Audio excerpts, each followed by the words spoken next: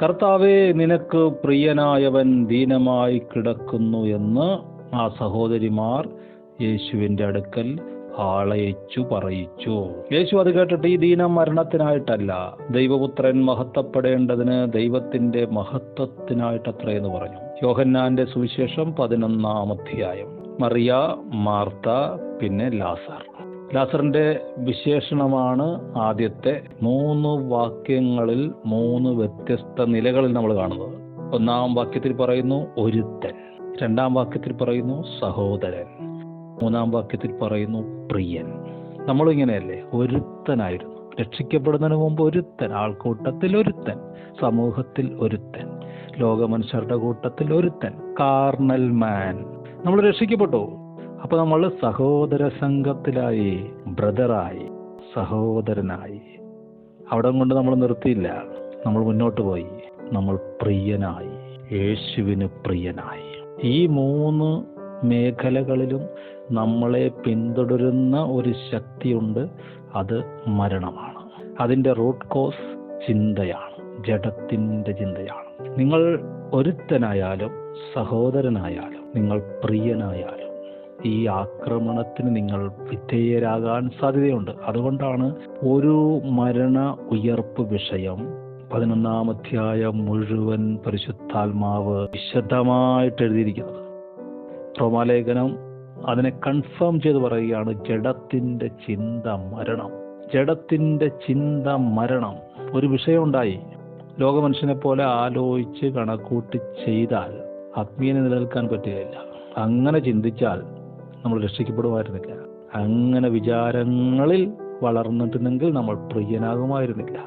Martha പറഞ്ഞു, കർത്താവേ, നീ ഇവിടെ ഉണ്ടായിരുന്നെങ്കിൽ എൻ്റെ സഹോദരൻ ഇത് സംഭവിക്കില്ലായിരുന്നു. മറിയയും അത് തന്നെ പറഞ്ഞു, കർത്താവേ, നീ ഇവിടെ ഉണ്ടായിരുന്നെങ്കിൽ എൻ്റെ സഹോദരൻ മരിക്കില്ലായിരുന്നു.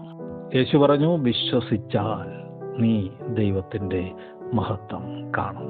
ഇന്നും കർത്താവിന് നമ്മളോട് പറയാൻ അതേ ഉള്ളൂ, വിശ്വസിച്ചാൽ നിങ്ങൾ രക്ഷിക്കപ്പെടും, വിശ്വസിച്ചാൽ നിങ്ങൾ പ്രിയനാകും, വിശ്വസിച്ചാൽ നിങ്ങൾ മരണത്തെ ജയിക്കും, മരിച്ചാലും നിങ്ങൾ ഉയർക്കും. പിശാചിന് നിങ്ങളെ ജയിക്കാൻ കഴിയുകയില്ല. ഏദൻ തോട്ടത്തിൽ ആദി മാതാപിതാക്കൾ, സാത്താൻ അവൻ്റെ ഡ്യൂട്ടി അങ്ങ് ചെയ്തിട്ട് പോയി. എന്താ പറയാനുള്ള പറഞ്ഞിട്ട് അവനങ്ങ് പോയി. പിന്നെ ഹവ്വ നോക്കുമ്പോൾ കാണുന്നത് എങ്ങനെയാണ്? ആ വൃക്ഷഫലം തിന്മാൻ നല്ലത്, കാണാൻ ഭംഗിയുള്ളത്, ജ്ഞാനം പ്രാപിപ്പാൻ കാമ്യവും എന്ന് സ്ത്രീ കണ്ടു. ആ കണ്ടു എന്ന് എഴുതിയിരിക്കുന്നതിൻ്റെ അർത്ഥം അവൾ ചിന്തിച്ച് തീരുമാനിച്ചു, ഇത് കൊള്ളാം, തിന്നാനും കൊള്ളാം, കാണാനും നല്ല ഭംഗിയാണ്, ജ്ഞാനം പ്രാപിപ്പാനും കൊള്ളാമെന്ന് അവൾ തന്നെ വിലയിരുത്തി തീരുമാനിച്ചു, ഫലം പറിച്ചു തിന്നു. സാത്താൻ നമ്മളെ ഫിസിക്കലായിട്ടൊന്നും ചെയ്യുകയില്ല. അവനതിനുള്ള അധികാരം കർത്താവ് കൊടുക്കുന്നില്ല. ജോബിന്റെ പുസ്തകത്തിൽ നമ്മൾ കാണുന്നു, ജോബിനെ പരുക്കളാൽ ബാധിക്കാൻ ദൈവം അനുവദിച്ചപ്പോഴാണ് അവനത് ചെയ്തത്. അപ്പോഴും കർത്താവ് പറഞ്ഞു, അവൻ്റെ പ്രാണനിൽ തൊടരുത്. പിന്നെ അവൻ ചെയ്യുന്നത് എന്താണ്? നമ്മൾ കാണേണ്ടത് ഇവൻ കാണിക്കല. നമ്മൾ പ്രതികൂലം കാണുന്നു, വാഗ്ദത്തങ്ങൾ താമസിച്ചത് കാണുന്നു, അസ്വസ്ഥതകൾ കാണുന്നു, പരാജയങ്ങൾ കാണുന്നു, അസൂയ, ദേഷ്യം, ക്രോധം അനുഭവിക്കുന്നു. പക്ഷെ ഇതിൻ്റെ മറുവശം നമ്മൾ കാണാൻ കർത്താവ് ആഗ്രഹിക്കുന്നു. സഹോദരന്മാർ കണ്ടു, ലാസർ ദീനമായി കിടക്കുന്നു, അവൻ മരിച്ചു പോകാൻ സാധ്യതയുണ്ട്. കർത്താവ് പറഞ്ഞോ, ഇതിന് മറുവശമുണ്ട്. അത് വിശ്വാസ കണ്ണുള്ളവൻ കാണും, വിശ്വാസ കണ്ണുള്ളവൻ കാണും. ഹല്ലേലൂയ. ചിന്തിച്ച് വിചാരിച്ച് സിംഹത്തിന്റെ വായടക്കാൻ പറ്റുമോ? ഇല്ല. ആലോചിച്ച് ടെൻഷൻ അടിച്ച് തീയുടെ ബലം കെടുത്താൻ പറ്റുമോ? ഇല്ല. പക്ഷെ വിശ്വാസത്താൽ സിംഹത്തിന്റെ വായടയ്ക്കാം, ദുഷ്ടനെയും പകയനെയും മിണ്ടാതാക്കാം, തീയുടെ ബലം കെടുത്താം. നിങ്ങളെ അലട്ടുന്ന, നിങ്ങളുടെ നന്മകളെ, അനുഭവങ്ങളെ നിർമൂലമാക്കാൻ വരുന്ന തീയെ നിങ്ങൾക്ക് കെടുത്താം, അതിൻ്റെ ബലത്തെ കെടുത്താം യേശുവിലുള്ള വിശ്വാസത്താൽ. അപ്പോൾ ഒരുത്തനിൽ നിന്ന് നമ്മൾ സഹോദരനായപ്പോഴും സഹോദരനിൽ നിന്ന് പ്രിയനായപ്പോഴും, ആ സാഹചര്യങ്ങൾ ശ്രദ്ധിച്ചില്ലേ? ദീനമായി കിടന്ന് അപ്പോഴാണ് സഹോദരനായത് എന്ന് പറഞ്ഞാൽ, യേശുവിൽ ഞാൻ എൻ്റെ സഹോദരനെ കാണുകയാണ്.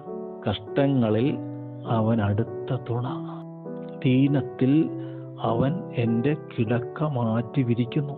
പ്രിയനായപ്പോഴോ അടുപ്പം കൂടി. ഞാൻ തിരിച്ചറിയുന്നു അവന് ഞാൻ പ്രിയനാണ്. എനിക്ക് അവൻ പ്രിയനായിരുന്നു. ഇപ്പം ഞാൻ അറിയുന്നു അവന് എന്നോട് പ്രിയമുണ്ട്.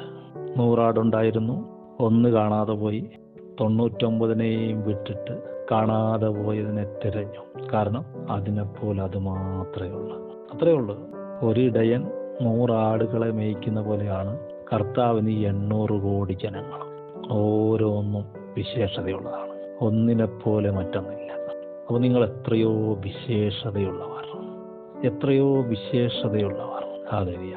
അതുകൊണ്ട് ഇപ്പോൾ വന്നിരിക്കുന്ന കഷ്ടം, പ്രതികൂലം, സങ്കടം, മരണം, ജോലി നഷ്ടമായത്, പൈസ ഇല്ലാത്തത്, ബന്ധങ്ങൾ കലങ്ങിയത്, ശത്രുക്കൾ എഴുന്നേറ്റത്, പാപത്തിൻ്റെയും മരണത്തിൻ്റെയും തേർവാഴ്ചകൾ ഭാരപ്പെടരുത്. നാശത്തിനല്ല, മരണത്തിനല്ല, ദൈവപുത്രൻ നിങ്ങളിൽ വെളിപ്പെടാൻ പോവുക. ക്രിസ്തുവിൻ്റെ ഒരു ക്യാരക്ടർ നിങ്ങളിൽ വെളിപ്പെടാൻ പോവുകയാണ്. ഹല്ലേലൂയ.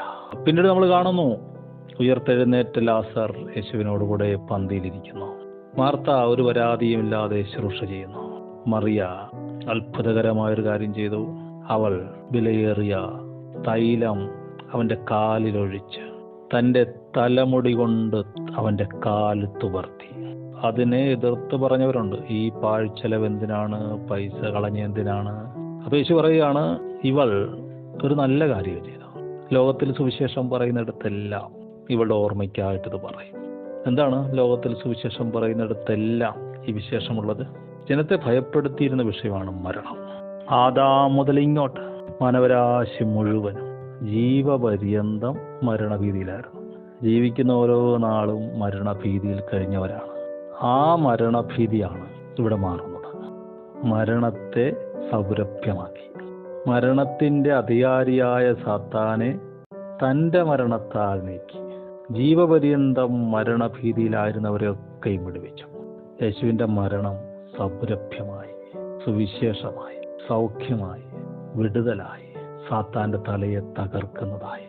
അപ്പം ശത്രുഭയത്തിൽ നിന്ന്, രോഗത്തിൽ നിന്ന്, അസ്വസ്ഥതകളിൽ നിന്ന്, അസമാധാനത്തിൽ നിന്ന് രക്ഷിക്കുന്ന സുഗന്ധമായി യേശുവിൻ്റെ മരണം വെളിപ്പെട്ടു. അതുകൊണ്ട് യേശു പറഞ്ഞത്, ഈ ദീനം മരണത്തിനല്ല, ദൈവപുത്രൻ മഹത്വപ്പെടേണ്ടതിന്, ദൈവത്തിൻ്റെ മഹത്വത്തിനാണ്. അപ്പോൾ ജഡത്തിൻ്റെ ചിന്തയെ ആത്മാവിൻ്റെ ചിന്ത കൊണ്ട് നമുക്ക് ജയിക്കാം. അതിനുള്ള കരുത്താണ് ക്രൂശിൽ മരിച്ച ഉയർത്തെഴുന്നേറ്റ നസ്രായനിലൂടെ നമുക്ക് കിട്ടിയിരിക്കുന്നത്. ദൈവപുത്രൻ്റെ വചനം നമ്മളിൽ വെളിപ്പെടുകയാണ്. ആ വചനം, ആ ചിന്ത, അതാണ് ആത്മാവിൻ്റെ ചിന്ത. തക്ക സമയത്ത് നമുക്ക് കിട്ടുകയാണ്. അത് മരണത്തിൻ്റെ ചിന്തകളെ ഓടിക്കുകയാണ്. കാരണം മരണത്തിന് ഇനി നമ്മുടെ മേൽ അധികാരമില്ല. യേശുനാമത്തിൽ, യേശുവിൻ്റെ മരണത്താൽ. ഹല്ലേലൂയ. ആ സൗരഭ്യം നമ്മുടെ കുടുംബങ്ങളെ രക്ഷിക്കും. നമ്മൾ നേരത്തെ പറഞ്ഞ എല്ലാ പ്രശ്നത്തിനുമുള്ള പരിഹാരമായി യേശുവിൻ്റെ നാമം നമ്മളെ രക്ഷിക്കുന്നു. കുടുംബങ്ങളെ പണിയുന്നു, സഭകളെ പണിയുന്നു, രോഗങ്ങളെ സൗഖ്യമാക്കുന്നു, ഭൂതങ്ങളെ നിരക്ഷിക്കുന്നു, ദുഃഖങ്ങളെ, വിലാപങ്ങളെ നൃത്തമാക്കുന്നു. ഹല്ലേലൂയ. അതുകൊണ്ട് ധൈര്യമായിരിക്കുക. വിശ്വസിച്ചാൽ ദൈവത്തിൻ്റെ മഹത്വം കാണും. ശരീരത്തിൽ, മനസ്സിൽ, ആത്മാവിൽ. ആമേൻ.